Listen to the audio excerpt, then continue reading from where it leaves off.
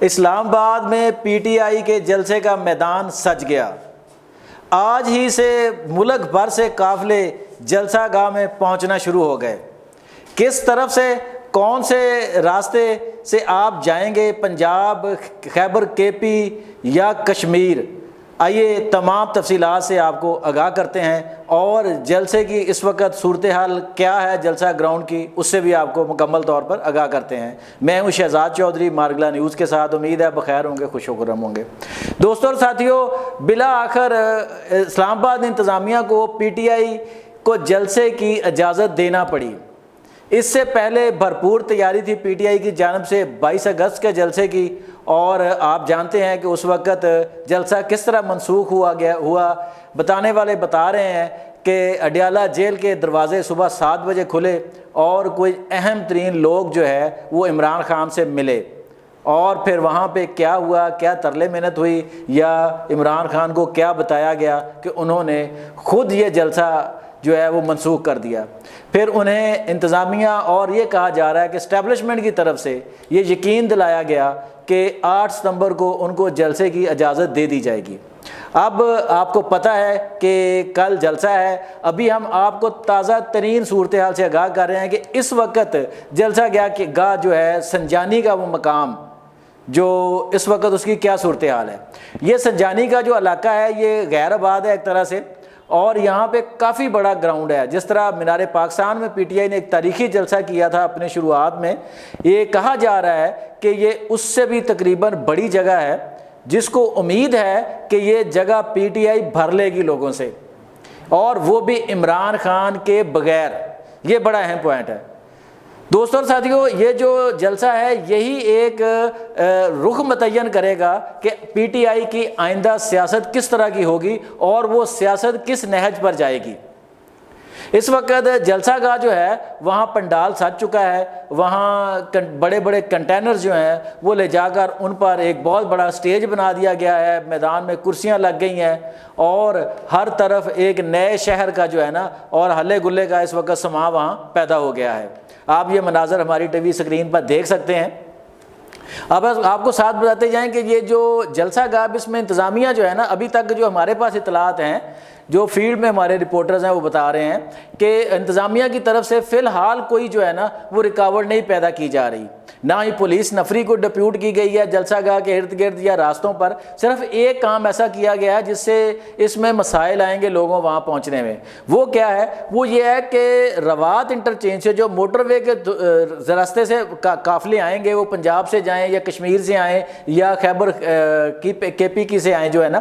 وہ روات کے راستے نیچے اتریں گے موٹر وے سے، اور پھر وہ سنجانی کی طرف جائیں گے جلسہ گاہ میں جانے کے لیے۔ اس سے مسائل کیا، اس سے مسئلہ کیا آئے گا کہ اس جو روڈ ہے نا وہ سنگل روڈ ہے۔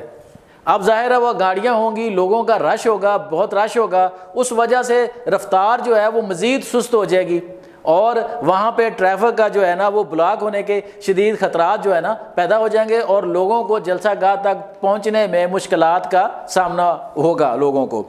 اچھا، اب یہ جو ہے ابھی ایک اور خبر آپ کو بتاتے جائیں کہ اگر حکومت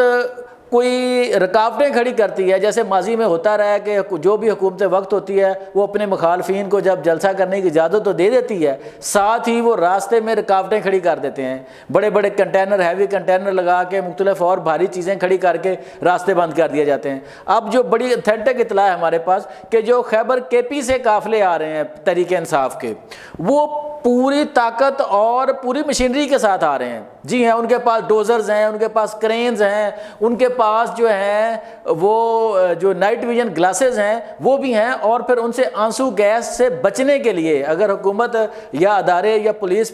آنسو گیس کی شیلنگ کرتی ہے تو اس سے بچنے کے لیے تمام جو کٹ ہوتی ہے حفاظتی کٹ، وہ بھی بہت بڑی تعداد میں وہ ساتھ لے کے آ رہے ہیں۔ یعنی کہ وہ سمپل قافلے جو ہیں وہ لوگوں پر مشتمل نہیں ہے، ان کے ساتھ ہیوی مشینری بھی موجود ہے، ان کے پاس باقی بھی آلات جو ہے نا وہ موجود ہیں، جو یہ ثابت کرتے ہیں کہ وہ کسی رکاوٹ کو جو ہے نا وہ جو اپنے سامنے حائل نہیں ہونے دیں گے۔ تو دوستوں ساتھیوں، جس سے یہ ثابت ہو رہا ہے کہ پی ٹی آئی کا یہ جلسہ ہے، یہ پی ٹی آئی کے نزدیک بھی یا تو آر یا پار والا نشان ہے۔ اب اس میں عمران خان کی طرف سے تو جو 2-3 پوائنٹ آئے ہیں اس جلسے میں جو خاص کر ڈسکس ہوں گے، ان میں تو سب سے پہلے یہ ہے کہ پی ٹی آئی کا جو مینڈیٹ چوری کیا گیا ہے، جو فارم 4547 کا پی ٹی آئی کہہ رہی ہے، وہ پی ٹی آئی کو واپس کیا جائے، اور دوسری کہ یہ جو قبضہ گروپ ہے، جو حکومت کو قبضہ گروپ کہہ رہے ہیں، ان سے جو ہے نا وہ آزادی دلائی جائے ملک کو، اور تیسرا ایجنڈا جو عمران خان نے جلسے میں بیان کرنے کے لیے دیا ہے وہ ہے کہ عدلیہ کو آزاد کیا جائے۔ ان کا خیال ہے کہ شاید عدلیہ اس وقت آزاد نہیں ہے، اور میرے خیال میں تو ان کا اشارہ چیف جسٹس قاضی فائز عیسیٰ صاحب کی طرف سے ہے، کیونکہ پی ٹی آئی کھلے عام کہتی ہے کہ جب سے جسٹس فائز عیسیٰ صاحب آئے ہیں پی ٹی آئی کو انصاف ملنا مشکل ہو گیا ہے۔ اب آتے ہیں دوبارہ جلسہ گاہ کی طرف۔ جلسہ گاہ میں بہت بڑی تیاری کے ساتھ جو ہے نا وہ انتظامات ہو رہے ہیں، اور وہاں پہ جتنے مقامی جو M P A M N As ہیں تحریک انصاف کے، ابھی جو ہمیں اطلاع ملی ہے کہ وہ تمام کے تمام اس جلسہ گاہ میں ابھی سے موجود ہیں،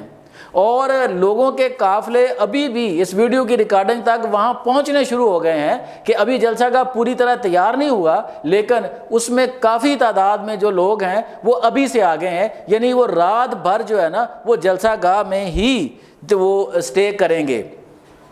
اچھا دوستوں اور ساتھیوں، اس کے ساتھ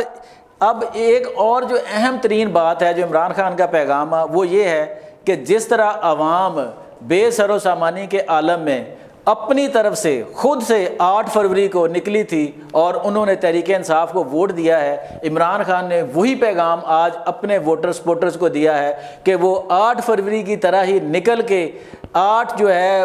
سپٹمبر کو جلسہ گاہ میں پہنچے۔